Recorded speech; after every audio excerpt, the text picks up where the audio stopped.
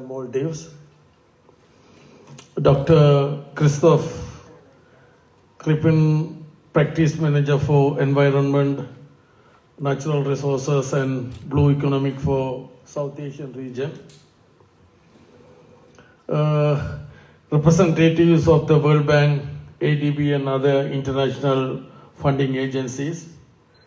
Secretary of the Ministry of Fisheries. Secretary State Ministry of Fisheries, Secretary of other ministries, senior government officers, chairman, senior officials of the ministry and organizations comes under the purview of Ministry of Fisheries, Director General, Technical of my ministry, Director General of Department of Fisheries and Aquatic Resources, Director General National Planning of the Treasury, distinguished invitees and ladies and gentlemen. I am delighted to join this important occasion of officially launching the report of Advisory Service and Analysis ASA, work on priorities for sustainably managing Sri Lanka's marine fisheries, coastal aquaculture and the ecosystem, which was carried out with the technical assistance of the World Bank. Achieving self-sufficiency in fisheries products to ensure food security while contributing to the national economy has been the policy guideline for fisheries sector stipulated in the vistas of prosperity and splendors, the national policy framework of my government. Under the courageous leadership of His Excellency, the President Gotabaya Rajapaksa, with the guidance of His Excellency, the Prime Minister Mahinda Rajapaksa, and with the dedication and commitment of Honorable Basil Rajapaksa, the Minister of Finance, my government is committed to achieve this objective.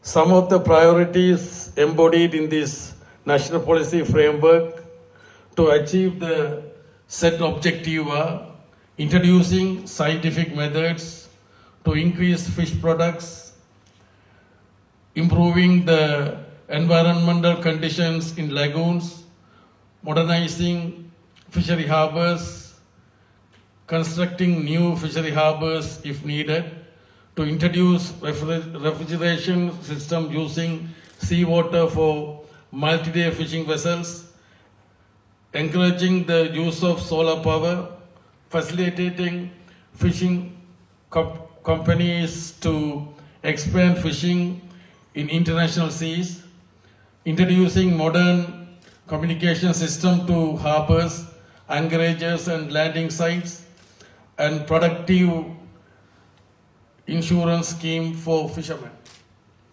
I am hopeful and confident that the development objective of this report would support my government to decide on the priority on investment and policy action to achieve the objectives laid down in this policy framework. I would like to highlight some of the initiatives taken by my ministry to achieve the policy objective of my government. We have introduced regulations on identification on vessels, regulations of vessel monitoring, identification and observe program, and regulations have been introduced to ensure seafood traceability, and we have introduced remote surveillance on IUU fishing and inspections at ports. We have already drafted an amendment act to existing Fisheries Act, which is about to be tabled in Parliament, incorporating increasing penalties against obstructions of officials in the implementation of the provisions of the Act in regulating legal activities. Another amendment to the Fisheries Act is about to be presented for the approval of the Cabinet of Ministers in order to fulfill the commitment to the European Commission and in compliance with the Charter of the UN and the agreements with the FAO and the Indian Ocean Tuna Commission, incorporating the role of harvesting fisheries and aquatic resources through long-term conservation and management measures. Last Monday, the Cabinet has approved my proposal to introduce a new pension scheme for fisheries sector with novel features which would be executed under the direction and supervision of the Minister of Fisheries without causing any burden to the Treasury. Due to the depletion of marine fisheries resources as a result of overfishing and illegal fishing by the Indian trawlers, my ministry has drawn up plans to increase the inland fisheries, which is contributing to about 17% of the total fishery products at present, to about 30% by the end of 2025. In order to increase the inland fisheries products, Honorable Basil Rajapaksa, the Minister of Finance, had made a supplementary allocation of rupees 1,000 million in the budget 2022.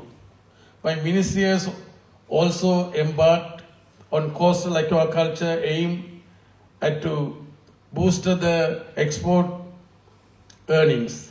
To achieve these objectives, we have established sea cucumber export villages.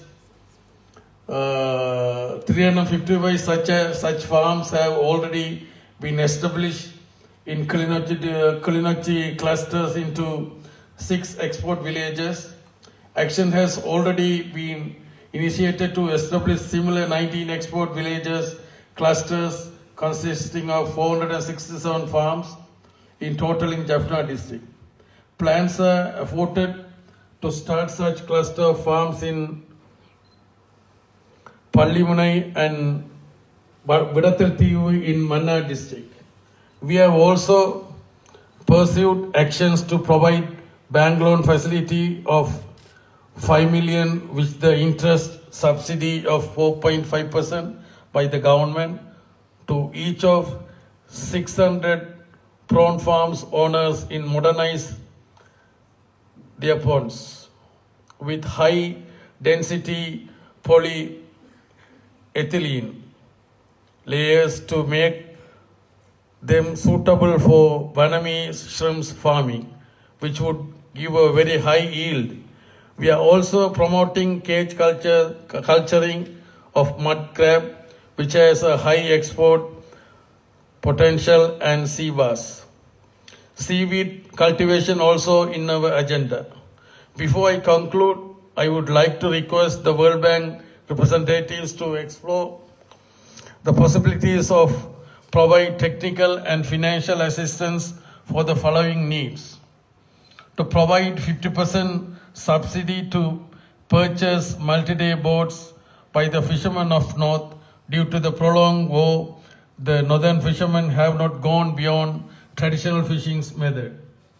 The ADB, which has taken all the initiative to grant loan to put up a multi-day boat harbour in Point Petro, is now reluctant to go ahead with this project as there is hardly any fishermen in the north owning multi-day fishing vessels. To get at least 4 numbers search and rescue vessels for use in case of emergency. For the multi-day boat owners to purchase mothership to collectively transport their catches in the high seas so that those vessels could stay in the sea for longer period of time. It will also help to reduce post-harvest losses. Assistance to install solar power to the existing multi-fishing vessels with a view to reduce their running cost. to provide assistance to multi-day fishing vessel owners to introduce refrigeration system using seawater, which will help to reduce post-harvest losses. Technical assistance to upgrade our data collection system.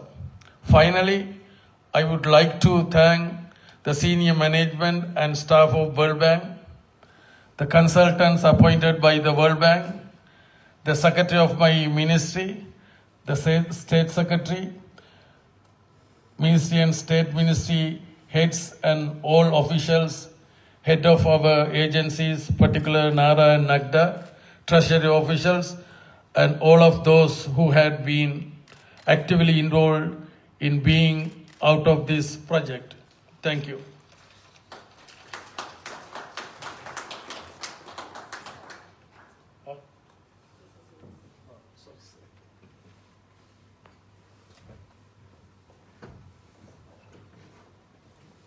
Thank you very much, sir, for your inspirational words. So, ladies and gentlemen, let me call upon Ms. Chio Khanda, Country Manager for Sri Lanka and Maldives World Bank Country Officers, to deliver the introductory remarks by the World Bank. Over to you, ma'am.